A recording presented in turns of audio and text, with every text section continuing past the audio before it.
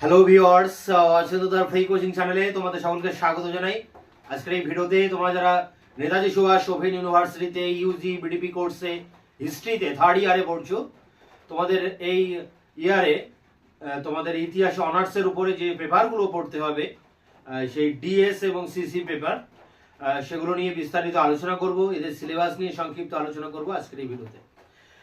একবার আমরা বোর্ডে দেখে নিই মূল আলোচনার বিষয় কি রয়েছে। দেখো, নেতাজি সুভাষ মুক্ত বিশ্ববিদ্যালয় UG BDP bachelor degree programme third year history. এখানে তোমাদের 8টি পেপার পড়তে হবে।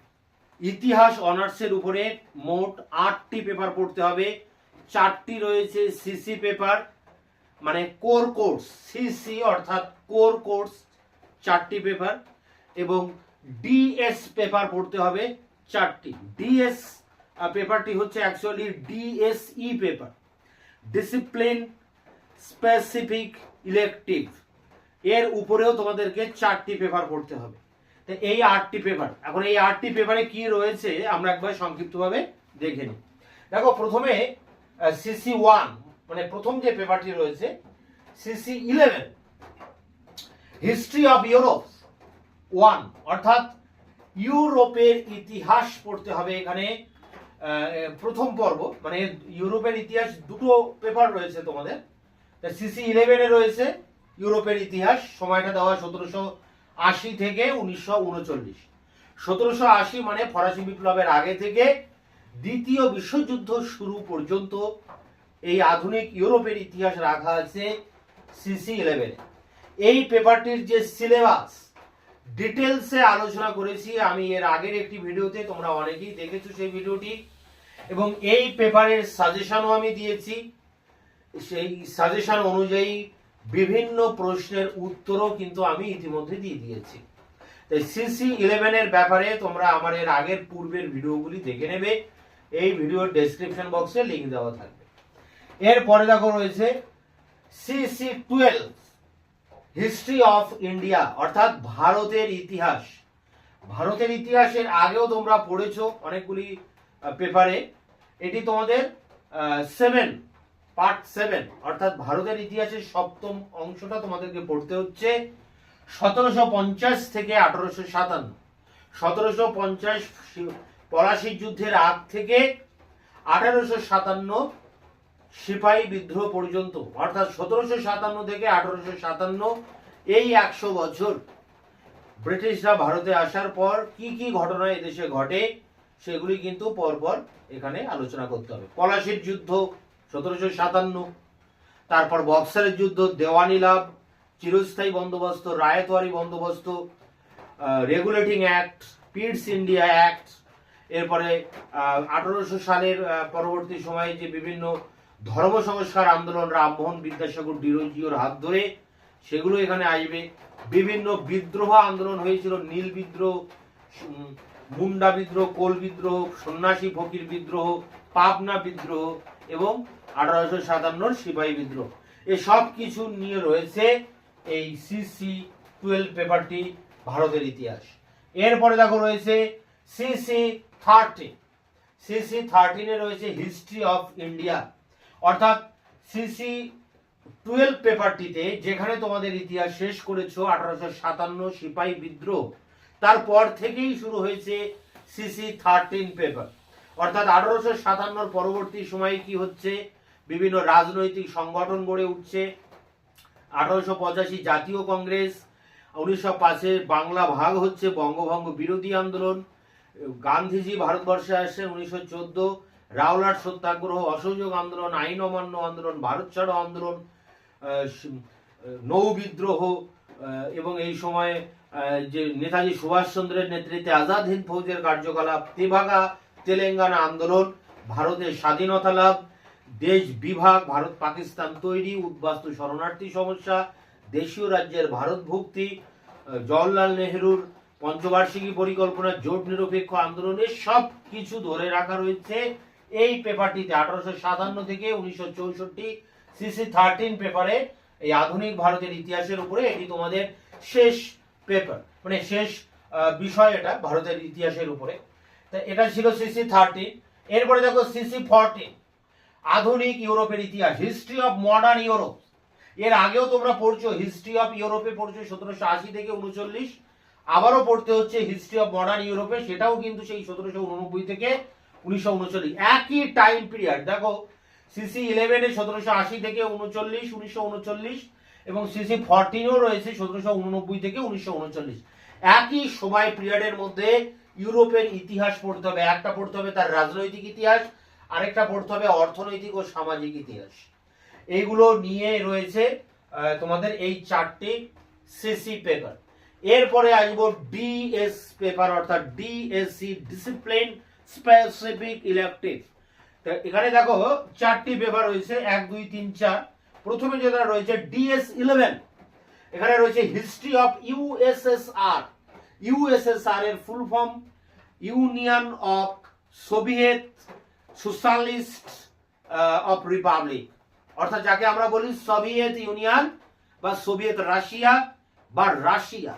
সেই রাশিয়ার ইতিহাস পড়তে হবে 1917 থেকে 1964 পর্যন্ত। এখন রাশিয়ার ইতিহাস দেখো তার পরের পেপারটিও রয়েছে, অর্থাৎ DS11 এর পাশাপাশি DS21 যেটা আছে সেটিও কিন্তু রয়েছে, হিস্ট্রি অফ ইউএসএসআর। এটা 1, এটা 2, 11টা হচ্ছে 1 এবং 21টা হচ্ছে 2। দুটো পেপারই রয়েছে ইউএসএস এর উপরে এবং দুটো পেপারই দেখো সময়সীমা 1917 থেকে 64। অর্থাৎ রাশিয়ার ইতিহাসকে দুটি ভাগে ভাগ করে একটা অংশে রয়েছে তার রাজনৈতিক ইতিহাস, আর একটা অংশে রয়েছে তার অর্থনৈতিক সামাজিক ইতিহাস। এইভাবে দুটো ইতিহাসে ভাগ করা আছে ইউএসএসআর অর্থাৎ সোভিয়েত রাশিয়াকে।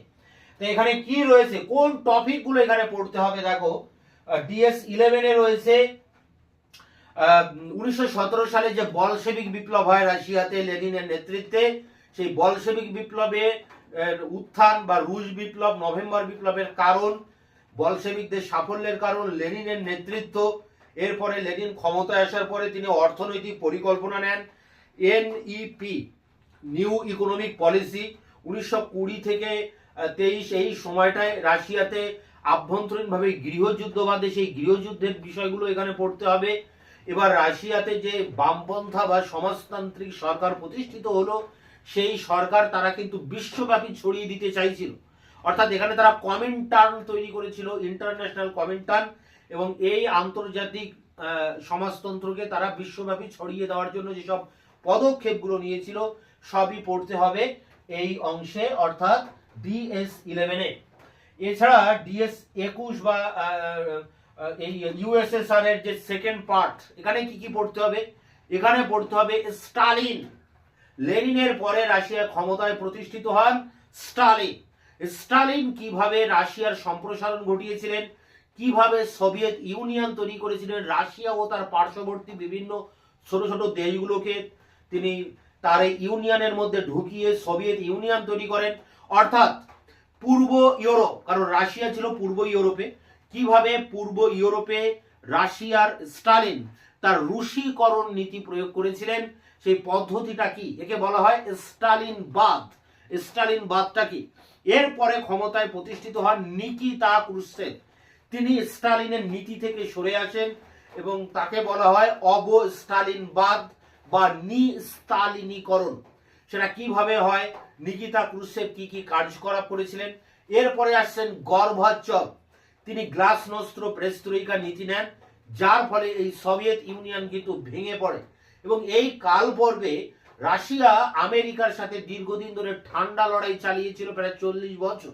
যে ঠান্ডা লড়াইয়ের পর্বগুলো এখানে আলোচনা করতে হবে এবং সোভিয়েত রাশিয়ার পতন দেখাতে হবে। পতনের কারণটা কি, আভ্যন্তরীণ কারণ কি, দলীয় কারণ কি, গর্বাচভ কতটা দায়ী ছিলেন, সবকিছু নিয়ে সোভিয়েত ইউনিয়নের ভাঙন বা পতন এখানে তোমাদেরকে খুব ভালো করে পড়তে হবে।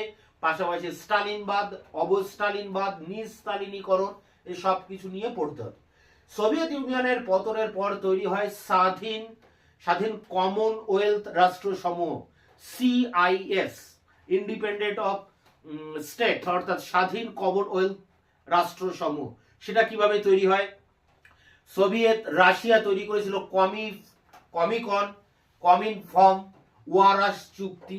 এগুলো কিভাবে তৈরি হয়, এই সমস্ত দিক নিয়ে পড়তে হবে এই DS 21-এ। তো এই ছিল সোভিয়েত ইউনিয়নের উপরে দুটো পেপার তোমাদেরকে এখানে পড়তে হচ্ছে। এরপরে দেখো রয়েছে 3 নম্বর এবং 4 নম্বর DS পেপার, যেটা রয়েছে DS 31, DS 31। এখানে রয়েছে history of south east Asia. South মানে দক্ষিণ, ইস্ট মানে পূর্ব এশিয়া, এশিয়ার দক্ষিণ পূর্ব অংশের ইতিহাস। এশিয়ার দক্ষিণ পূর্ব অংশে কোন কোন দেশগুলো রয়েছে? Java, Sumatra, Indonesia, Malaysia, Singapore, এই সমস্ত অঞ্চলের ইতিহাস পড়তে হবে। এবং পরের যেটা রয়েছে দেখো DS 42, এটাও রয়েছে history of south east Asia 1868 থেকে 1945।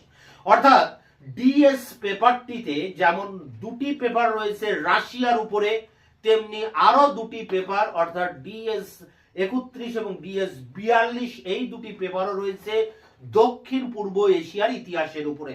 দক্ষিণ পূর্ব এশিয়ার এই সমস্ত দেশগুলো, Java, Sumatra, Malay, Singapore, Indonesia, এই সব দেশগুলোতে তাদের যে দেশের ইতিহাস রয়েছে, অর্থনৈতিক, সামাজিক, রাজনৈতিক এবং ঔপনিবেশিক ইতিহাস, কারণ এই সব দেশগুলিতে ঔপনিবেশিক শক্তি এসে তারা ক্ষমতা বিস্তার করেছিল। তো এই সব দেশগুলিতে যে ঔপনিবেশিকতার বিরুদ্ধে যে সংগ্রাম করে তারা স্বাধীনতা অর্জন করেছিল, সেই সমস্ত ইতিহাস, এই সব দেশের অর্থনৈতিক ইতিহাস, সামাজিক রাজনৈতিক ইতিহাস সবই পড়তে হবে এই DS 31 এবং DS 42-এ, দক্ষিণ পূর্ব এশিয়ার ইতিহাস। তো এই ছিল 8টি পেপার। তো এর ভিতরে আমি CC 11 এবং CC 13 এই দুটি পেপারের সিলেবাস ডিটেলসে আলোচনা করেছি এর আগে এবং সাজেশন দিয়ে দিয়েছি। সাজেশনের একাধিক প্রশ্নের উত্তর আমি প্রতিদিনই কম বেশি দিতেই আছি। তা তোমরা অবশ্যই চ্যানেলকে সাবস্ক্রাইব করে থাকবে, যাতে আমি তোমাদের এই ধরনের ক্লাস রিলেটেড ভিডিও দিলে তোমরা তার লিঙ্কটা পেয়ে যেতে পারো। তোমাদের এখানে যেসব পেপারগুলো রয়েছে আমি বেশি সমস্ত পেপারের সিলেবাস এক এক করে আলোচনা করেছি এবং করব। যেগুলো এখনো করতে পারিনি সেগুলো খুব দ্রুত আমি সিলেবাস নিয়ে আলোচনা করব, সাজেশন দিয়ে দেব এবং সাজেশনের কোশ্চেনের অ্যান্সারও কিন্তু আমি একের পর এক দিয়ে দেব খুব দ্রুত। তাই তোমরা অবশ্যই চ্যানেলকে সাবস্ক্রাইব করে রাখবে, বন্ধুদের কাছে শেয়ার করবে।